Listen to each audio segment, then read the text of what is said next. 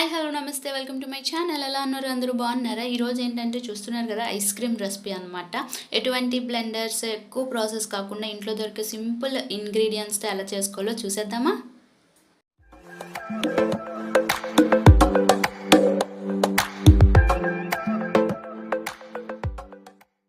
Ice క్రీమ్కి కావాల్సిన పదార్థాలు mango ఒకటి, అలాగే షుగర్, గోధుమ పిండి, అలాగే ఒక పాల ప్యాకెట్. ముందుగా పాల ప్యాకెట్ని ఒక గిన్నెలోకి వేసుకుందాం. మొత్తం పాలన్నిటిని కూడా గిన్నెలోకి వేసుకుందామండి. ఇలా వేసుకున్నాక తర్వాత స్టెప్ ఏంటంటే, ఓ 2 స్పూన్లు గోధుమ పిండి తీసుకుందాం అండి. గోధుమ పిండి అలాగే ఒక కప్పు పాలు. ఈ గోధుమ పిండిలోని కొంచెం కొంచెంగా పాలు యాడ్ చేస్తూ ఉండలు లేకుండా కలుపుకోవాలి. ఇలా ఉండలు లేకుండా కలుపుకుంటూ మొత్తం కప్పు పాలన్నీ కూడా యాడ్ చేసుకోవాలి. నెమ్మదిగా యాడ్ చేసుకుంటూ అలా ఉండలు లేకుండా కలుపుకోవాలి. వీడియోలో చూపిస్తున్నట్టుగా అసలు ఉండలు అయితే ఉండకూడదండి. సో వీడియోలో చూపిస్తున్నట్టు కలుపుకోవాలి. సో ఇలా మొత్తం పాలన్నిటిని వేసేసి కలుపుకున్నాక మనం పాలని వేడి చేసుకోవాలి. మీడియం ఫ్లేమ్లో మనం పాలని హీట్ చేసుకోవాలండి. ఒక పొంగు రాగానే, మనం ఇందులో వాటర్ ఏమి యాడ్ చేయట్లేదు కాబట్టి పాలల్లో ఒక పొంగు రాగానే మనం ఇప్పుడు పంచదార యాడ్ చేసుకోవాలి. 6 స్పూన్ల పంచదారని యాడ్ చేసుకోవాలి. పంచదార మొత్తం కరిగినంత వరకు కలుపుకుంటూ ఉండాలండి.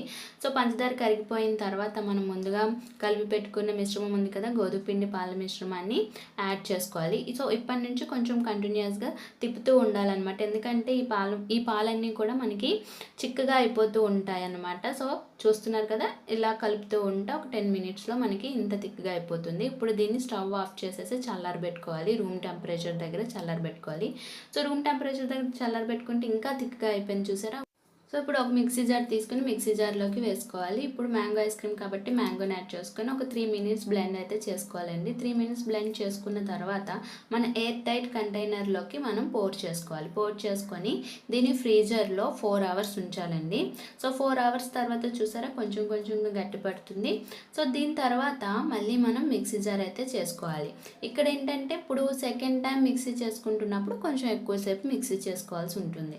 సో ఒక 2 మినిట్స్ చేసుకుంటే సరిపోతుంది. చూసారా ఎంత జ్యూసీ కన్సిస్టెన్సీలా వచ్చింది కదా.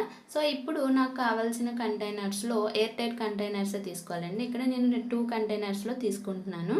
సో దీని తర్వాత ఒక ప్లాస్టిక్ పేపర్ని నేను పెడుతున్నానండి. మీ దగ్గర అల్యూమినియం ఫాయిల్ ఉన్నా పర్వాలేదు, లేకపోతే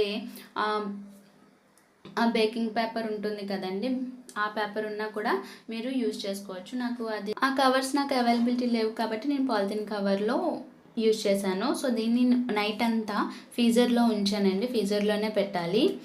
సో చూసారా ఐస్ క్రీమ్ అయితే కొంచెం రెడీ అయిపోయింది. సో పాలిథిన్ కవర్ని నేను రిమూవ్ చేసేసుకుంటున్నాను. కొంచెం ఇలా ఎక్స్టెండ్ చేస్తే కొంచెం లూజ్ అవుతుంది అనమాట. ఆ తర్వాత రూమ్ టెంపరేచర్ దగ్గర వాటర్ని తీసుకొని ఒక 1 మినిట్ ఉంచితే మనకి ఈజీగా ఐస్ క్రీమ్ అనేది రిమూవ్ అయిపోతుంది. ఇలా ఒక ప్లేట్ తీసుకొని పైన బాక్స్ పైన ట్యాప్ చేస్తే కిందకి ఐస్ క్రీమ్ అనేది వచ్చేస్తుంది. సో చూసారా ఎంత బాగుందో కదా, చాలా బాగుంది అండి ఐస్ క్రీమ్. సో నేను ఇలా మనకు కావాల్సిన పీసెస్గా నేనైతే కట్ చేస్తున్నాను. సో నాకు కొంచెం మా ఇంటి దగ్గర పిల్లలు, మా తమ్ముళ్ళు ఉన్నారు కాబట్టి వాళ్ళందరికీ ఈక్వల్గా డిస్ట్రిబ్యూట్ చేయాలి కాబట్టి నేను మళ్ళీ ఇలా పీసెస్గా నేను కట్ చేసుకుంటున్నాను. లేకపోతే మనకి నార్మల్గా ఎలా తీసుకోవచ్చు, స్కూప్ ఉంటుంది కదా, ఐస్ క్రీమ్ స్కూప్తో అయినా మనం తీసుకోవచ్చు. సో నాకు ఇక్కడ ఈజీగా డిస్ట్రిబ్యూట్ అవ్వడానికి అని చెప్పి నేను 2 బాక్సెస్లో కూడా వేసుకున్నాను అనమాట. లేదంటే సింగిల్ బాక్స్లోనే వేసుకోవచ్చు.